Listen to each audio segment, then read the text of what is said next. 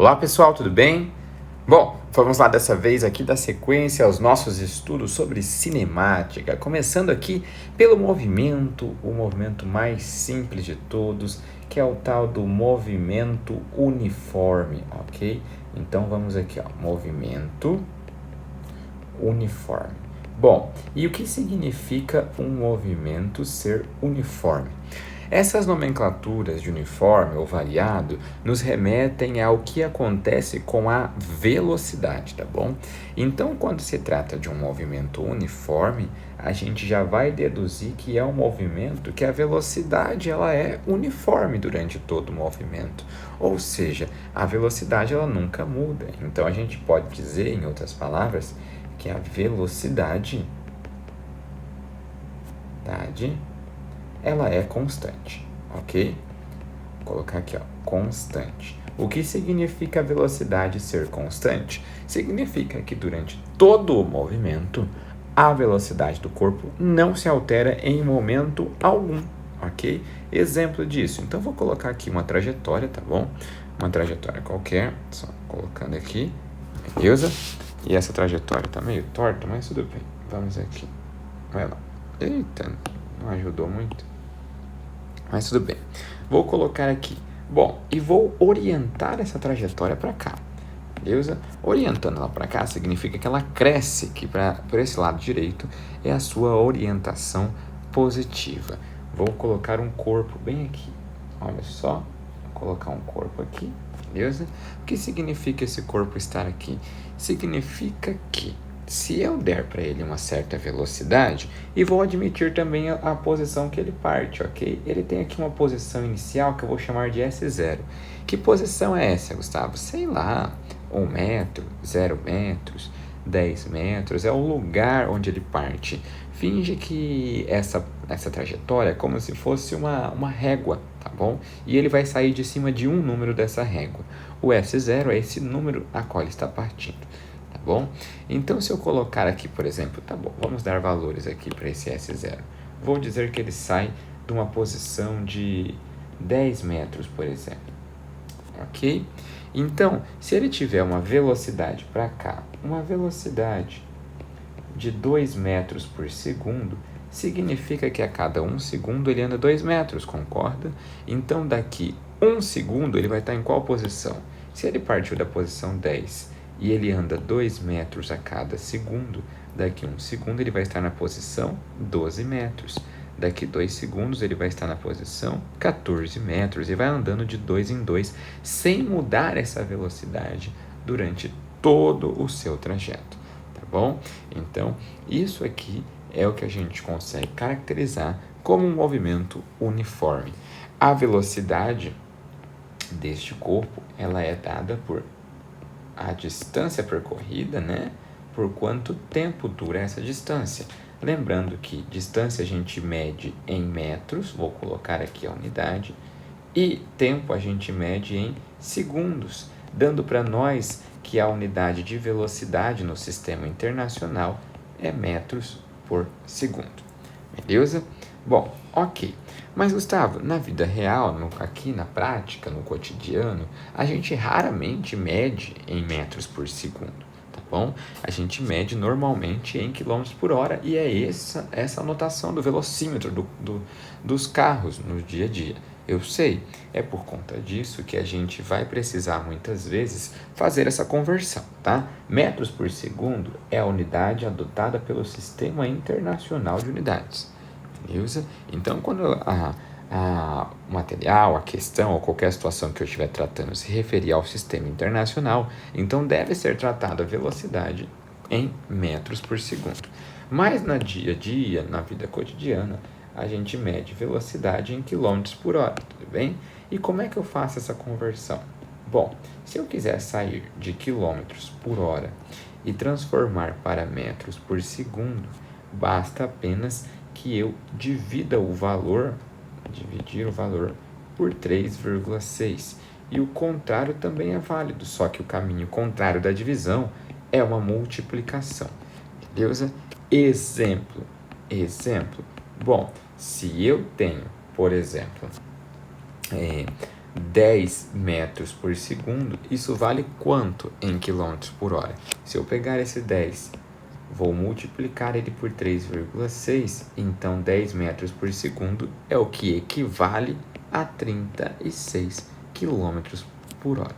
Se alguém te perguntar quem é mais rápido, um carro a 36 km por hora ou um carro a 10 metros por segundo, a resposta é a mesma, beleza? Não tem um que é mais rápido que o outro, porque eles estão na mesma velocidade apenas sendo tratada com escalas diferentes, ok? Bom, feita essa diferenciação, agora vamos aqui aos exemplos mais clássicos que podem aparecer para a gente, tá bom? Que é a tal da equação horária da posição para o movimento uniforme. Vou colocar aqui, ó, função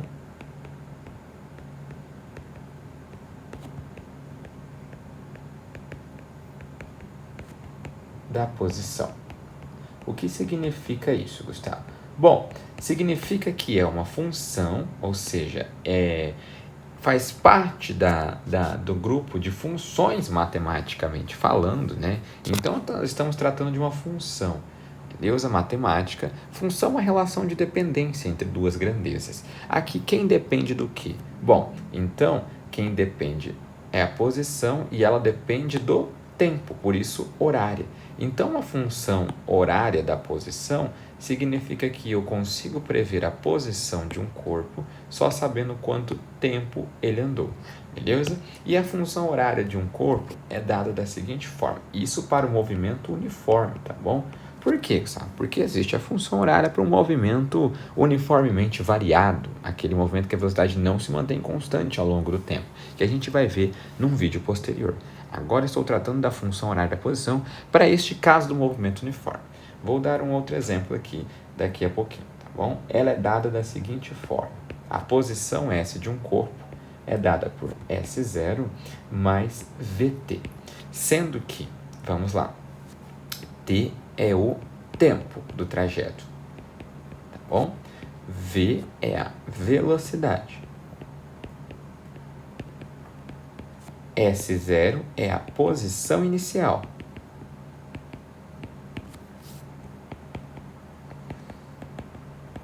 E S é a posição final.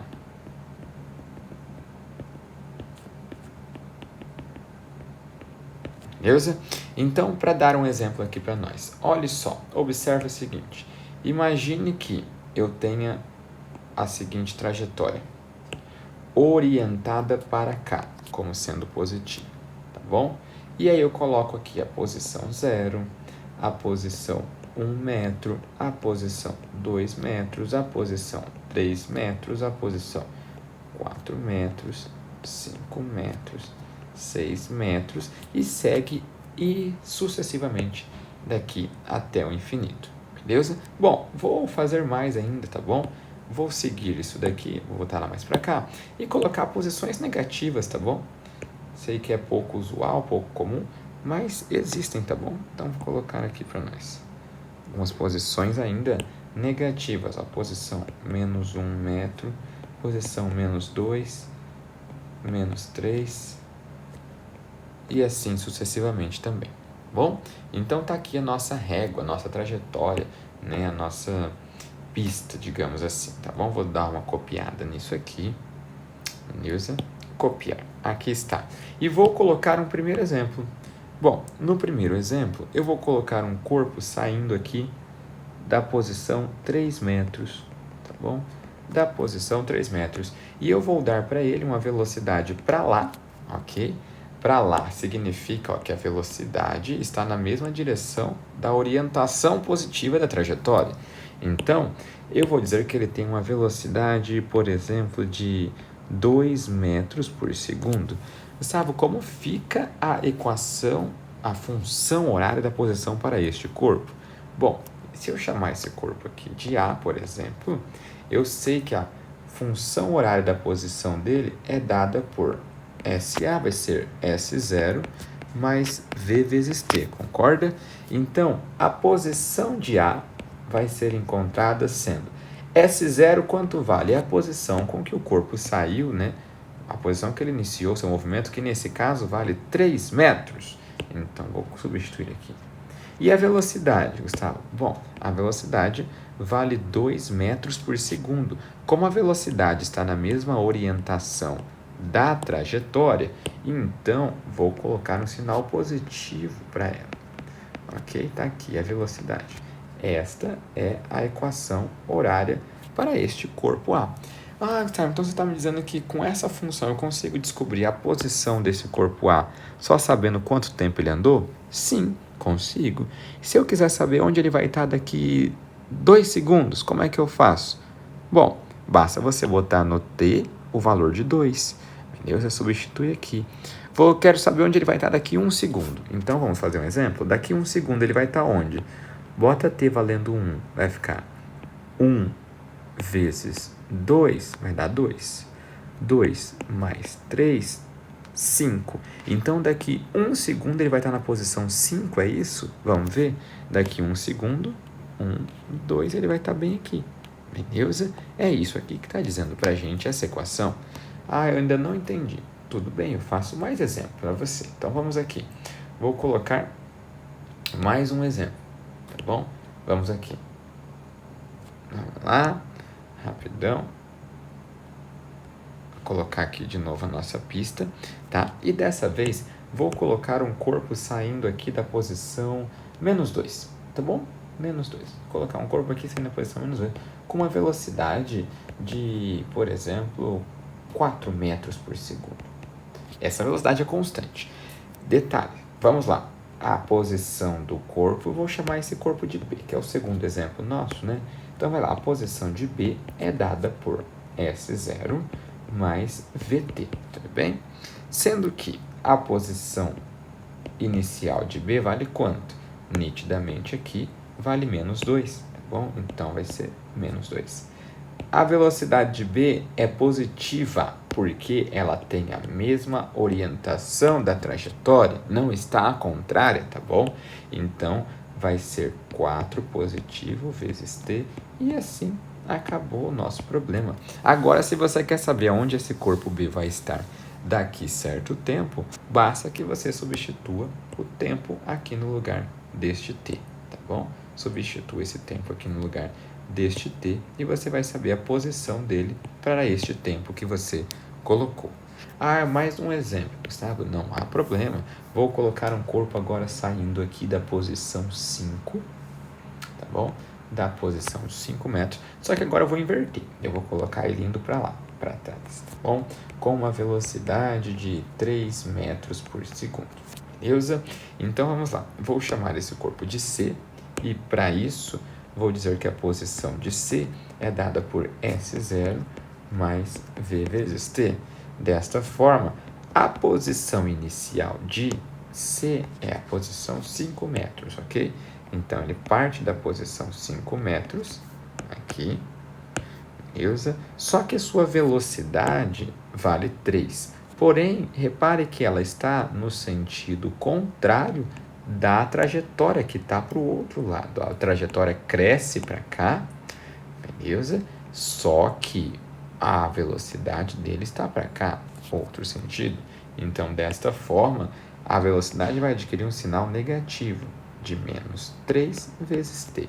Também sendo possível agora concluir qual vai ser a posição desse corpo, só sabendo quanto tempo ele andou. Então, encontrar a equação a função horária da posição para os corpos parece ser tranquilo, né? Ela é uma função horária, por isso do t aqui, da posição, ou seja, a posição depende do tempo, tá? Algumas conclusões. Bom, a gente viu que existem velocidades positivas e negativas, então vamos classificar o movimento aqui, tá bom? Todas as vezes que o corpo estiver se movendo a favor da trajetória, a favor da orientação positiva da trajetória, a sua velocidade vai ter sinal positivo. E eu vou chamar esse movimento de movimento progressivo. Então, vou colocar aqui, ó, classificação.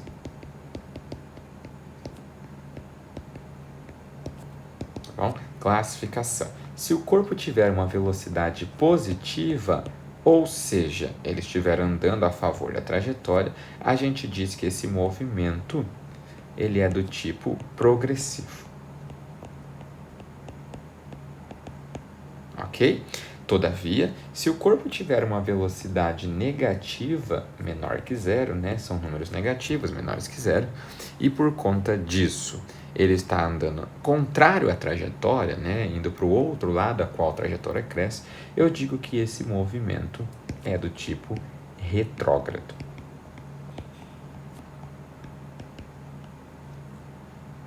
Ok?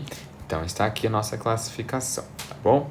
O movimento progressivo, se eu pudesse colocar num gráfico aqui, ó, olha só, um gráfico do movimento progressivo, a posição em função do tempo, beleza? Então, colocando aqui os eixos. A posição em função do tempo, repare o seguinte, repare que conforme passa o tempo, a posição aumenta, né?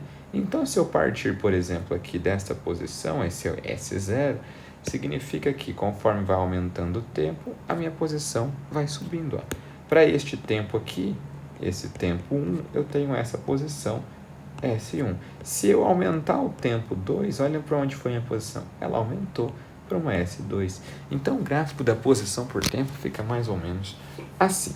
Bom, mas se eu fizer o mesmo gráfico para o movimento retrógrado, vou só escrever aqui que esse aqui é um movimento progressivo, tá?